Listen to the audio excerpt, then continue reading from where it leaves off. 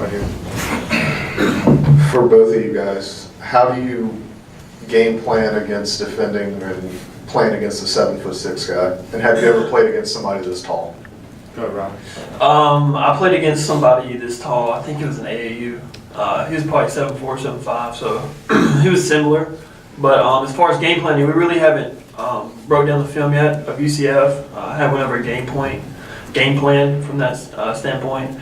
I think we're going to do that later this afternoon before practice. But as of right now, we don't really have a game plan. Galin, go ahead. Yeah, I myself, I've never played against someone this tall, but like Riley said, we really haven't went over the game plan for you, but I'm sure we're going to have something that'll be fine. Riley, how did you play against him? When you played the 7'5" guy in AAU, how did you approach that? Yeah, there's a guy that plays at, I don't know if he was at UC Irvine, and he was tough matchup. Luckily, I don't have to guard that guy much. Occasionally, you get switched onto him, but there's really no game planning in AAU. It's more just pick up. But I know Coach and the staff will have a good game plan going into Sunday's game. Other questions? Go ahead, Matt. Put it up there.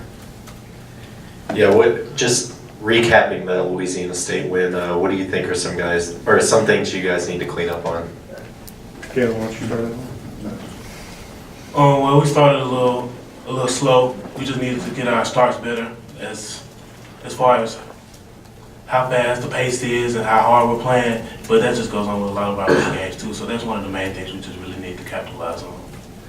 Yeah, like Galin said, we started kind of slow, and that showed. They jumped out on an early lead. They were hitting shots. Give them credit, though. Louisiana Tech's a good team, and they played us really hard. I feel like our turnovers were a big impact in the game as far as helping them out. I feel like if we take care of the ball, we know that UCF is a great defensive team, so we're going to take care of the ball. I know we had one too many turnovers, which ultimately made it a really close game. Other questions? Go to Caleb here. You got a microphone coming, Caleb? For both of y'all being, playing the forward position with all the competition and practice with these big games coming up, do y'all feel the pressure of having to play better and make sure you keep minutes going into the future? Go ahead, Riley. Start that. No, I don't feel like there's any pressure. I feel like everybody on the team is a team player. I feel like Coach has a good idea of the rotation he wants for each game. So I feel like we compete in practice, which is good. It's always good to compete and to play hard and get better every day. But as far as people getting upset or anything about playing time, that don't happen. I feel like we're a family, so everybody's happy when someone on the team does good. Yeah, just going off what Riley said, we're one big family. And at practice, we just make each other better and go at each other. So once we get in the games, those other bigs will not be as much of a problem because we've already won against each other and we feel like each other is the toughest competition that we have. Let's jump over to right back to Chandler. Galin, how do you feel you've acclimated to college? Do you feel you finally had kind of your feet under you and you feel acclimated to the college game now? And when do you think you finally sort of flip the switch? Yeah, I feel like I've gotten a lot used to it. It's a lot different than high school, obviously, with how fast the pace is and just getting used to all the different things mentally that you have to deal with.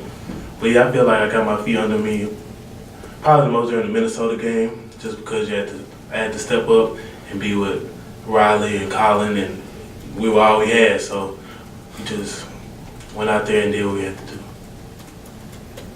Anything else for either Riley or Galin? How would you assess your interior play? I mean, on the offensive end this season? Is that for both Yeah, guys? for both guys. Okay, go ahead, Riley, you start. As far as the interior play, for myself, I feel like, most of the interior play I get is, offensive rebounds. Every now and then you get a post up, a mismatch. But most of the time when we try to go in the post, it's rather for, like Galin, Dante, even we'll post up Dazon some. But, I feel like our interior play is way ahead of what it was last year. I know that you're getting a lot more double teams from Galin and Dante because they can score the ball inside Daniel. So it's opened up a lot of three-point shooting. Yeah, I feel like our interior play is great, a lot better than it probably has been. With guys like Dante and Daniel, myself, those I'll tell you, there's some big time guys, and it's really tough to stop them on the interior, and that's just the interior on both ends. They control both sides of the ball, so it's a really big time interior for sure. Chandler, you got another one? Galen, you mentioned the Minnesota game. How much do you think you grew in those 11, 12 minutes that you were playing with Riley and Colin? Riley told us a couple days ago that you didn't talk very much, but you were kind of forced to talk when you all were playing with three guys. How do you think you grew from that whole game? Yeah, you got to. When you're out there with just 3 guys, you got to be mentally strong to do something like that. 10 minutes is a long time when you only got 2 other guys out there with you, so you have to put your hard hat on and do things that you're not used to doing. And even if it's uncomfortable for you, you just got to be able to get through it, and that's why, like he said, I probably didn't talk as much before, but after that I definitely did because I learned a lot from him. We have time for one more question if there is anything for either player.